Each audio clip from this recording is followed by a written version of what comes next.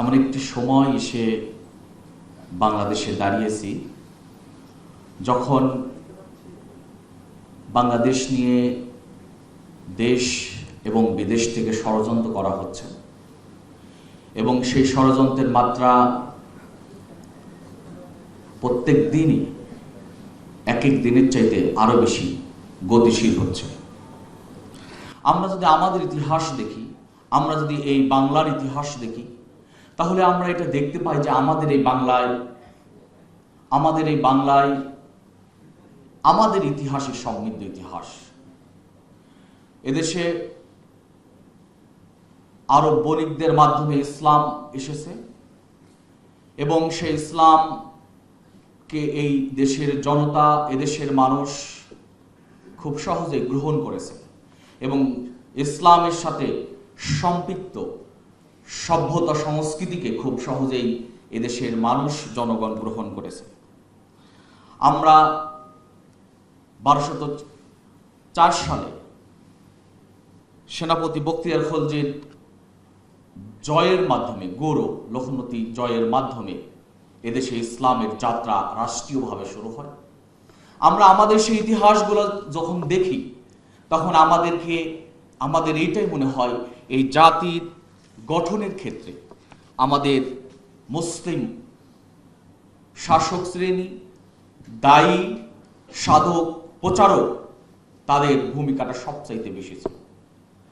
ব্রিটিশদের আগ্রাসনে 200 বছরে পিছিয়ে থাকা এই বাংলার মুসলমানদের মুক্তির আন্দোলনে নেতৃত্ব দিয়েছিল এই জাতির সবচাইতে সেরা সন্তান, মুসলিম সন্তানরাই নেতৃত্ব দিয়েছিল এবং ব্রিটিশদের কবল থেকে বাংলাদেশকে স্বাধীন করা, এই বাংলাকে স্বাধীন করা, পুরো এই উম্মাকে স্বাধীন করার নেতৃত্ব দিয়েছিল মুসলমানগণ।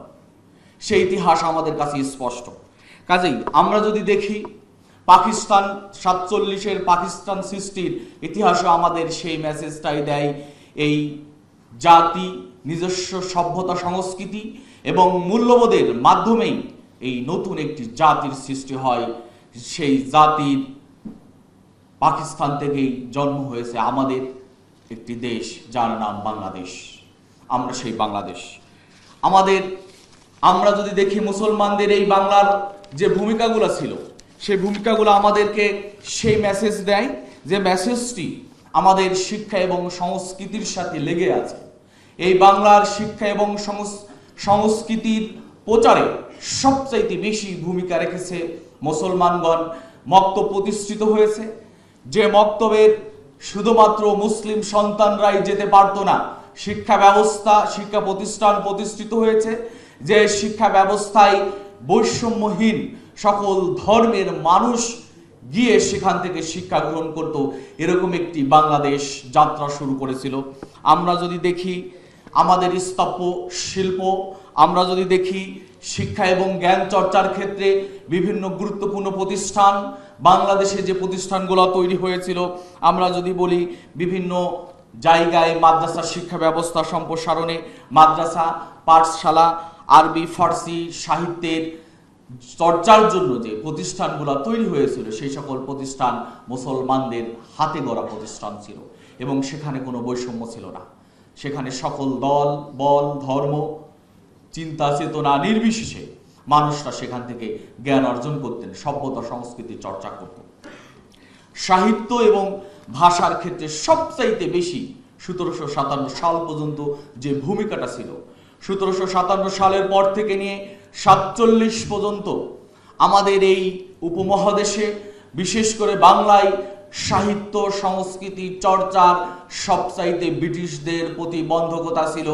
এর পেছনে একটি আধিপত্যবাদী শক্তি কাজ করেছে, যারা এখনো আমাদের স্বাধীনতা, সার্বভৌমত্বের প্রতি হস্তক্ষেপের নীল নকশা করেই যাচ্ছে, আমরা দেখতে পাচ্ছি।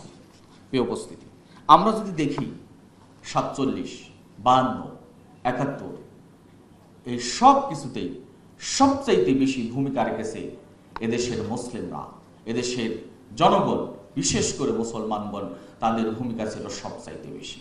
আসুন আমরা আমাদের সেই ইতিহাস, আমাদের সেই ত্যাগ, আমাদের সেই আমাদের পূর্বপুরুষরা যে নজির স্থাপন করে গেছে, আমরা সেটাকে নিজেদের ভিতরে ধারণ করি। আসুন আমরা যদি বলি স্বাধীনতা পরবর্তী 1971 সাল এবং 24-এর আগের ঘটনাগুলো যদি একটু দেখি, তাহলে আমরা দেখতে পাই যে বাংলাদেশ সৃষ্টি হওয়ার পরেই সর্বপ্রথম শেখ মুজিবুর রহমান বাকশাল প্রতিষ্ঠার মধ্য দিয়ে এই জাতির কণ্ঠস্বরকে রুদ্ধ করেছিল এবং জাতির অগ্রযাত্রাকে তারা নষ্ট করেছিল। আমরা যদি দেখি এরপরে স্বৈরাচারের উৎপত্তি হয়েছে, স্বৈরাচারের কবলে জাতিকে নিষ্পেষিত হতে হয়েছে, স্বৈরাচার একটি জাতিকে ভিন্ন দিকে নিয়ে যাওয়ার ষড়যন্ত্র করেছে। এরপর আমরা যদি দেখি সর্বশেষে যদি 2009 থেকে এখন অবধি পর্যন্ত যদি আমরা দেখি, তাহলে দেখতে পাই 2009 সাল থেকে শুরু করে আমরা আমাদের দৃষ্টিতে প্রথমেই দেখি পিলখানা হত্যার মধ্য দিয়ে এদেশের দেশপ্রেমিক সেনা কর্মকর্তাদেরকে হত্যা করা হয়েছে। ইতিহাসে সাক্ষী 36 ঘন্টার ব্যবধানে এদেশের 54 জন সেনা উদ্ধার কর্মকর্তা সহ বিভিন্ন পর্যায়ের 74 জন কর্মকর্তাকে 36 ঘন্টার ব্যবধানে হত্যা করা হয়েছে। যুদ্ধের ক্ষেত্রেও এরকম কোন দেশের নজির রাখতে পারেনি, যেটা স্বৈরাচার হাসিনা এবং তার দোসররা এবং আধিপত্যবাদী শক্তির অনুকূলে আমাদের সেই দেশপ্রেমিক সৈন্যদেরকে তারা হত্যা করেছে। আমরা যদি দেখি সবচাইতে বেশি ষড়যন্ত্র করা হয়েছে বিগত 15.5 বছরে আমাদের শিক্ষা অঙ্গনকে ধ্বংস করা হয়েছে, শিক্ষার সংকট তৈরি করা হয়েছে, শিক্ষা অঙ্গনকে সন্ত্রাসীদের জায়গায় পরিণত করা হয়েছে, ছাত্রদের হাতে অস্ত্র মাদক থেকে শুরু করে নানাবিধ দেশ বিরোধী কর্মকাণ্ডে লিপ্ত করার মধ্য দিয়ে আমাদের এই প্রজন্মকে ধ্বংস করা হয়েছে। আমরা বলে এসেছি আমাদের শিক্ষায় এমন সংকট তৈরি হয়েছে, আমাদের এই প্রজন্ম যেন আধিপত্যবাদীদের বিরুদ্ধে নিজেদের মেরুদণ্ডকে দাঁড় করিয়ে কথা না বলতে পারে, সেই ষড়যন্ত্রটি তারা করে এসেছে। আমরা দেখতে পাই 24-এর আগে শাপলা চত্বর আমাদেরকে পীড়া দেয়। শাপলা চত্বরের নিরীহ মাদ্রাসার স্টুডেন্টদেরকে রাতের আধারে হত্যার পরে মিডিয়াতে প্রণোদিতভাবে তারা স্বীকৃতি দিয়েছে তারা কিভাবে শাপলা চত্বরের হত্যাকাণ্ড ঘটিয়েছে। কাজেই এই সকল ঘটনা 24-এর আগে 71-এর পরে সংগঠিত হয়েছে। আমরা দেখেছি অর্থ কেলেঙ্কারি, হাজার লক্ষ কোটি টাকা দেশ থেকে পাচার করে বিদেশে নিজেদের বাড়ি, নিজেদের আরেকটি আবাসস্থল গড়ে তুলেছে এবং আয়েশি জীবন যাপনে ব্যস্ত, যার দৃশ্য আমরা এখন দেখতে পাই। এটা হলো আমাদের 24-এর আগের দৃশ্য। আমরা যদি আপনাদেরকে বলি আমাদের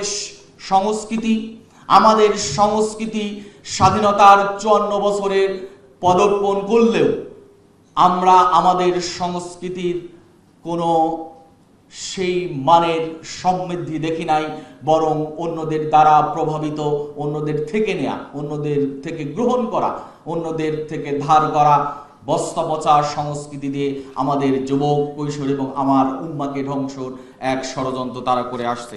প্রিয় উপস্থিতি, আমি যদি আপনাদেরকে বলি তাহলে বলতে পারি 24-এর আগে মিডিয়ার স্বাধীনতা ছিল সবচাইতে বেশি কম। মিডিয়ায় কেউ স্বাধীনভাবে কথা বলতে পারতো না, কোনো ব্যক্তি মত প্রকাশের সেই সুযোগটি পায়নি। যখন আমরা স্পেশালি ইসলামী ছাত্র শিবির এবং সেই ফ্যাসিবাদ বিরোধী শক্তি যারাই ছিল, যখনই তারা তাদের বিরুদ্ধে কথা বলেছে তখনই তাদেরকে গ্রেফতার, জুলুম, নির্যাতন, রিমান্ডের নামে নানা জুলুম এবং নির্যাতন শিকার হতে হয়েছে।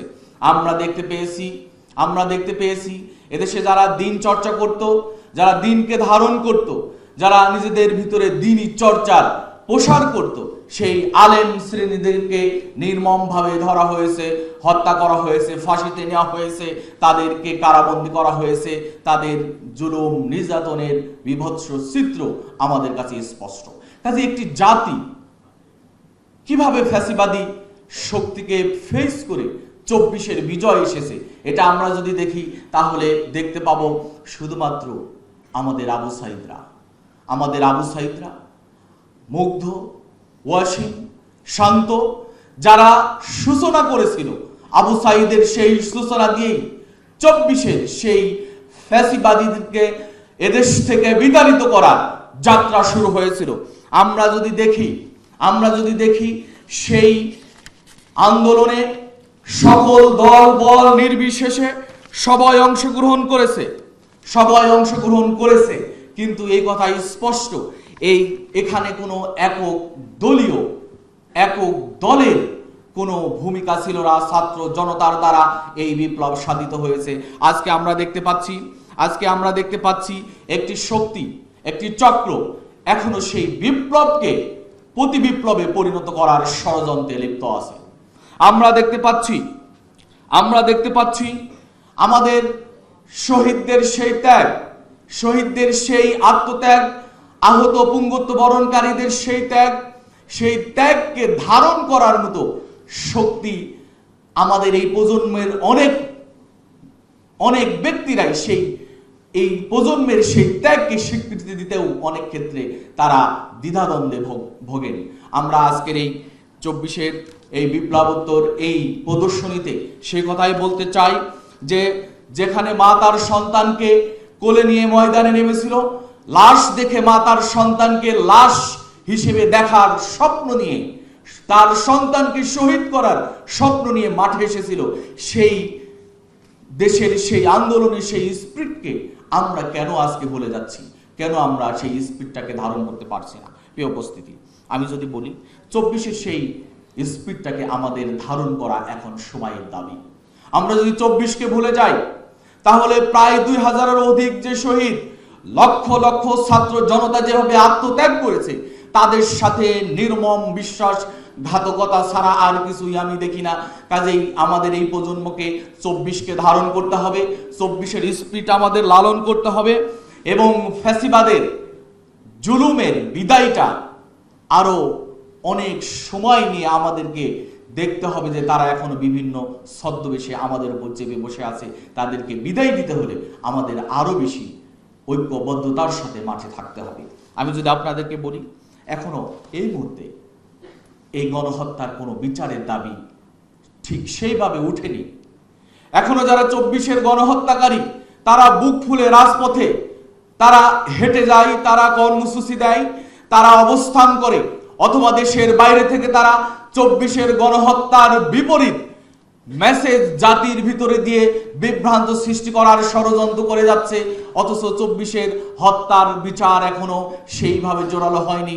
আমরা স্পষ্ট করে ইসলামী ছাত্র শিবির সেই দাবি পেশ করতে চাই, অন্তত আজকের এই প্রদর্শনী থেকে 24-এর যারা হত্যার সাথে সম্পৃক্ত, গণহত্যার দোষে দোষী দল হোক ব্যক্তি হোক, তাদেরকে বিচারের আওতায় নিয়ে আসতে হবে, বিচার কার্যকর করতে হবে। আমরা যদি দেখি আমাদের এই সরকার, অন্তর্বর্তীকালীন সরকারের অনেক ব্যক্তিও 24-এর সেই স্পিরিটকে সেইভাবে ধারণ করে না যেভাবে ধারণ করার কথা ছিল। যদি তারা ধারণ করত তাহলে অবশ্যই 24-এর গণহত্যার বিচারে তাদের দৃষ্টি যেত। এখনো আমরা সেই দৃষ্টি দেখি নাই। কাজেই আমাদের সেই দিকে সতর্ক থাকতে হবে। আমি একদম শেষে বলতে চাই, আমাদের এখনো অনেক পথ যেতে হবে, আমাদের এখনো অনেক কিছু করতে হবে। আমাদের সেই দীর্ঘ পথ চলার প্রস্তুতি যদি ঐক্যবদ্ধভাবে আমরা সেই প্রস্তুতি না গ্রহণ করতে পারি, তাহলে ফ্যাসিবাদ ভিন্ন রূপ নিয়ে আবারও আমাদের উপরে, জাতির উপরে চেপে বসতে পারে। আসুন আমরা সেই বৈষম্যহীন দাসত্বের করাল থেকে নিজেদের এই জাতিকে মুক্ত করার জন্য নতুন এক বাংলাদেশ গড়ার স্বপ্ন নিয়ে কাজ করি। আল্লাহ যেন আমাদের সেই সুযোগ দান করেন। আপনারা বিভিন্ন জায়গা থেকে এসেছেন, ইসলামী ছাত্র শিবিরের অন্যান্য সাধারণ এবং সাংবাদিক বন্ধুগণ, অভিভাবক শ্রেণী, সকলকে ধন্যবাদ জানাচ্ছি। এবং ইসলামী ছাত্র শিবিরের উদ্যোগে আয়োজিত আজকের এই ফ্রেমেবন্দি 36শে জুলাই অভ্যুত্থান পূর্বপর ফ্যাসিবাদ বিরোধী প্রদর্শনী, আলোকচিত্র প্রদর্শনীর উদ্বোধন ঘোষণা করছি। আমাদের সকলের ঘুরে ঘুরে দেখার মাধ্যমেই মূলত সেই উদ্বোধনী যাত্রা শুরু হবে।